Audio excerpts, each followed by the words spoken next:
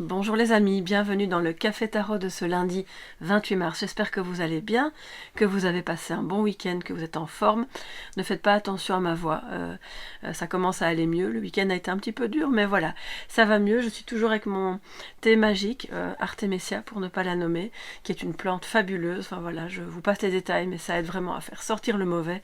Et donc, merci aussi pour vos chaleureux messages, vos mails aussi dans lesquels vous m'avez donné quelques petits conseils, astuces pour me soigner. Donc vraiment un tout grand merci pour toute votre amitié, votre affection, c'est super gentil de votre part. Alors, on va essayer de bien commencer la semaine avec de beaux messages, mais je vais d'abord boire un petit peu de thé, et puis je vais essayer de ne pas tousser. Si jamais je dois tousser, j'essaierai d'être discrète, le plus possible, mais je n'avais pas envie de louper ce café tarot, donc me voilà. Alors, ok, on va commencer avec le tarot, et puis ensuite on prendra l'oracle des météores pour avoir un complément d'information. Je vais laisser venir les messages positifs, négatifs, je ne sais pas trop dans quel sens en réalité. Aujourd'hui on me dit de laisser venir, voilà, on verra bien ce qui se dit et comment apparaissent les cartes aussi pour ce lundi 28, pour vous tous mes chers amis qui êtes là aujourd'hui. Alors, le 3 de bâton, voilà, il est arrivé ni à l'envers ni à l'endroit, un petit peu de travers, donc je pense que vous êtes dans une période où il y a une réflexion par rapport à ce que vous aimeriez mettre en place pour pouvoir découvrir de nouveaux horizons, et c'est un petit peu incertain, rien n'est sûr, on ne sait pas trop si on veut avancer ou si on recule, est-ce que c'est une bonne idée que j'aille dans cette direction avec cette personne ou dans ce projet ou pas, et donc c'est un petit peu lent, excusez-moi, je dois bouger certaines choses, ok, voilà, c'est occupé à tomber, voilà, je m'excuse. Et donc, peut-être que certains et certaines d'entre vous sont déjà franchement dans l'exploration, entre guillemets, de nouvelles contrées professionnelles, ou, alors si c'est tombé comme ça, voilà. Et vous avez la force et le courage et la détermination, et en tout cas ça va vous en demander, parce que je pense qu'il s'agit quand même soit d'un grand changement, soit d'un gros projet, quelque chose qui vous tient vraiment à cœur, ou bien c'est comme un vœu que vous formulez pour l'humanité. Et vous regardez là à l'horizon en vous disant, et si un miracle se produisait, et si quelque chose de vraiment important allait changer. Donc ça explique pourquoi aussi il y a cette lenteur. Donc ce 3 de bâton, évidemment, c'est quand même une carte de conquête, mais en étant prévoyant. Voilà, vous demandez encore à ce stade-ci de quoi vous avez besoin pour pouvoir concrétiser ce que vous avez en tête. Alors, je prends 2 cartes. Ok. Il y en a 2 qui ont sauté, je pense. Oui. Elles sont arrivées à l'envers. Donc, l'ermite. Ok, excusez-moi, je vais vous la montrer un peu mieux. Et le 9 de denier, le pentacle. D'accord, à l'envers. Donc, on est dans... Je vais vous l'interpréter dans les deux sens, un tant positif que négatif, parce que comme j'ai reçu le message de laisser venir les choses dans un sens et dans un autre, comme ça à l'envers, ça me prouve bien qu'effectivement il y a une certaine lenteur, mais qu'on vous invite à... peut-être à sortir un petit peu de votre bulle ou de votre... j'entends, il y a des personnes qui sont comme dans un état de sidération, à ne pas vraiment oser avancer, à ne pas oser mettre des choses en place, à ne pas oser aller vers l'autre non plus. Or là, peut-être que justement, vous commencez tout doucement à envisager que les choses changent, tout simplement parce que vous avez besoin d'autre chose, vous avez besoin de contact, vous avez besoin de guérison aussi. Et je crois qu'il y a peut-être un petit peu de cet ordre-là, voilà, des blessures qui sont encore béantes, j'entends, pour certains, des blessures émotionnelles bien sûr, hein, on ne parle pas de blessures physiques, et que ça prend vraiment du temps pour parvenir à guérir de tout ça. Ça vous empêche peut-être à certains moments d'être... c'est même pas autonome, ça pourrait l'être, hein, bien sûr, peut-être que vous dépendez financièrement de quelqu'un et que ça vous pèse, mais pour moi c'est plus un manque de liberté. Ces blessures vous enferment, elles vous provoquent un sentiment d'enfermement, un manque de liberté réel ou pas, hein, ça peut être encore une fois psychique, mais ça vous empêche d'avancer plus vite dans ce projet, de parvenir à mettre en place les choses sereinement, en se préoccupant pas trop des conséquences, de est-ce que ça va marcher ou pas, est-ce que tout ce que je fais aujourd'hui va donner vraiment, va porter ses fruits demain. Et il y a en arrière-fond de cette lenteur, de ce frein, vos blessures. Vos blessures ou peut-être celles d'une autre personne qui dépend de vous. Et donc vous vous inquiétez pour elle, vous regardez un petit peu à l'avenir, qu'est-ce qui pourrait bien se passer pour mon enfant, qu'est-ce que je peux mettre en place pour que mon enfant, alors je donne l'exemple de l'enfant, hein, mais c'est pas un grand enfant, d'accord, pour qu'il ou elle devienne autonome financièrement, matériellement, qu'est-ce que je peux faire pour l'aider à se sentir mieux si il ou elle a vécu des choses un petit peu traumatisantes. Donc j'entends qu'on vous dit de récupérer votre souveraineté, que vous êtes votre guide, que vous n'avez pas besoin de... Alors je ne dis pas que vous n'avez pas besoin d'aller en thérapie si vous vous sentez vraiment mal, surtout n'hésitez pas, ça ne peut que vous aider et vous faire du bien. Mais vous êtes votre propre guide pour justement trouver ce dont vous avez besoin pour être indépendant, libre. Il y a quelque chose avec la liberté ici, hein, qui ne fonctionne pas. Et là maintenant, vous êtes vraiment... C'est une période cruciale pour tout ça. Je vais prendre un petit peu de thé pour éviter de tousser. Ok, je vous laisse le petit soleil. Hein. Vous savez que vous êtes mes soleils, donc voilà. Ça me met le cœur en joie tous les matins de faire ce petit café tarot avec vous. Pour vous, c'est notre petit moment ensoleillé, même si parfois les messages ne sont pas évidents, mais l'idée c'est d'avancer toujours, hein, et de dépasser ce qui pourrait paraître compliqué. Alors, un petit complément s'il vous plaît pour ce 28 mars, pour tous les abonnés, visiteurs, amis qui passaient par là, pour vous tous. Ok, il y a... Alors qu'est-ce qui se passe? J'ai l'impression que je suis connectée à une personne, mais que je ne connais pas, hein, je ne saurais pas... c'est ça, voilà.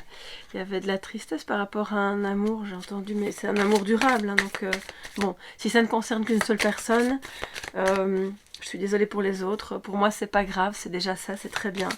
Je vais prendre maintenant 2 messages supplémentaires pour vous tous. C'est peut-être relié aux blessures, hein, d'accord? C'est un amour qui traverse le temps. C'est un amour qui... Et aujourd'hui, peut-être que justement, vous y pensez plus. Vous explorez les possibilités pour vous en sortir de cette espèce de nuit noire de l'âme. Ça peut aussi concerner une activité, parce qu'on est quand même dans une guidance globale, générale. Un attrait vraiment... irrésistible, voilà, que vous avez pour une activité. Vous ne vous êtes jamais autorisé à vous lancer et à être indépendant, autonome, libre de faire ce que vous avez envie avec votre cœur, avec votre âme, avec vos talents, vos dons. Et cet amour est durable, cette passion-là, elle est durable aussi. Donc vous aurez beau dire non, je ferai ça plus tard, quand je serai pensionnée, ou quand mes enfants seront partis, ou quand, et puis finalement, en fait, non. Ça se remet tout le temps sur votre chemin, comme pour vous dire, c'est maintenant. Alors, 2 messages complémentaires, s'il vous plaît. Idem s'il s'agit d'une personne, bien sûr. Donc, s'il y a eu des tourments, voilà. Sachez que cet amour, de toute façon, il est là. Cette personne vous aime. Chakra sacré, acceptation. Ok.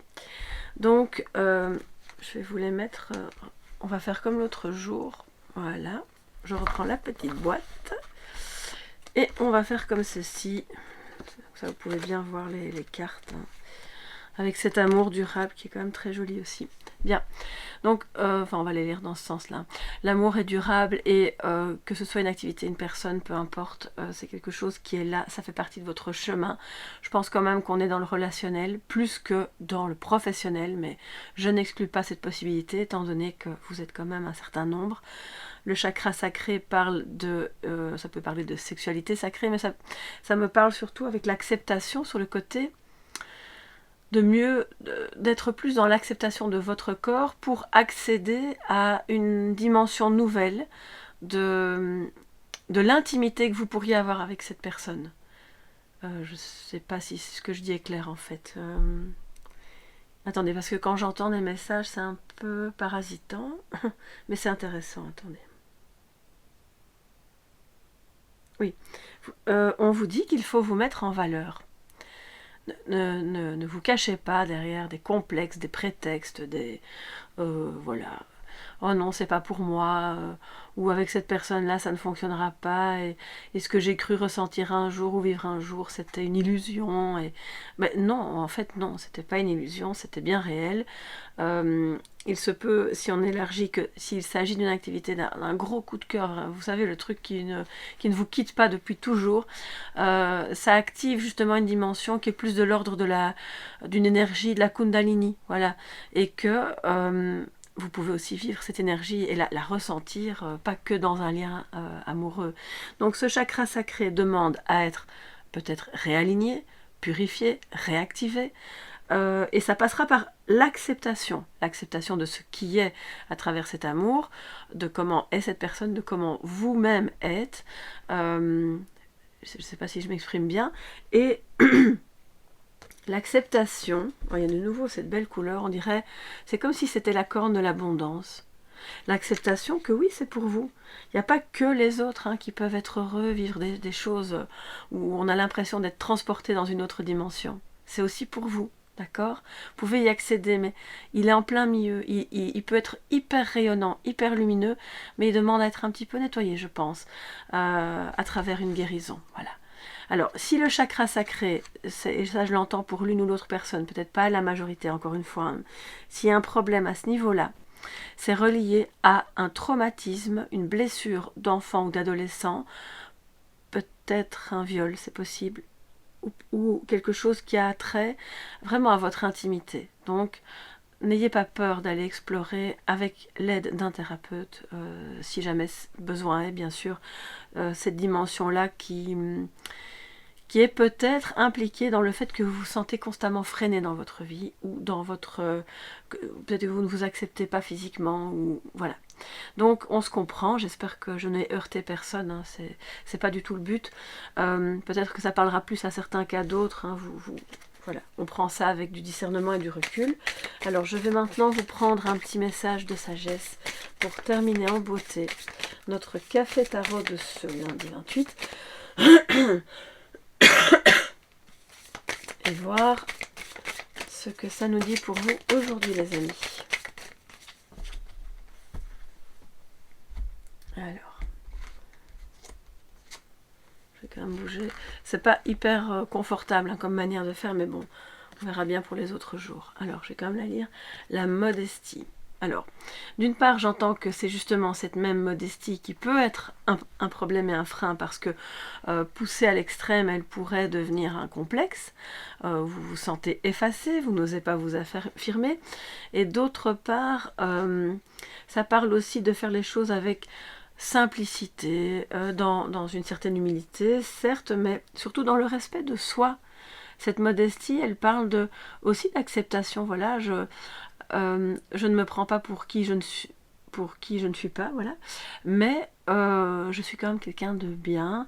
Mon corps est ce qu'il est, mais voilà, il est très bien comme il est. Et donc, il y a un retour à l'équilibre. On vous invite vraiment à ça, à vous respecter vous-même. Et de surcroît, si vous avez vécu des expériences un petit peu très désagréable, voire traumatisante, avec quelqu'un qui justement ne vous respectait pas, ou vous rabaissait, ou vous disait que votre corps était pas assez ceci, trop cela, enfin voilà. Donc, on reste dans la simplicité, on cultive la beauté de ce qui est simple, l'amour de soi en fait, pas dans l'ego, mais dans une notion de retrouver de l'estime de soi. Et la modestie, la modestie, ça passe par ça. C'est aussi peut-être de revenir à quelque chose de plus... de ce que j'entends, excusez-moi si je bégaye parce que j'entends des messages en même temps, d'abaisser le niveau et l'importance de la parole de l'autre par rapport à comment cette personne vous juge ou voit les choses. Vous pouvez mettre cette modestie dans cette personne et vous dire, bon, ok, c'est sa parole, c'est pas non plus la parole évangélique, ce n'est pas la vérité ultime. Revenons à la simplicité et à un certain détachement, voilà. Donc c'est vraiment le conseil du jour, j'espère que ça pourra vous aider, vous accompagner au mieux pendant cette journée. N'hésitez pas à me dire ce qu'il en est pour vous sous la vidéo, comme d'habitude j'aime beaucoup vous lire. Si vous avez besoin d'une guidance privée, vous savez où me trouver. Et puis je vous fais de gros bisous, on se dit à demain et passez une très belle journée. Bye bye.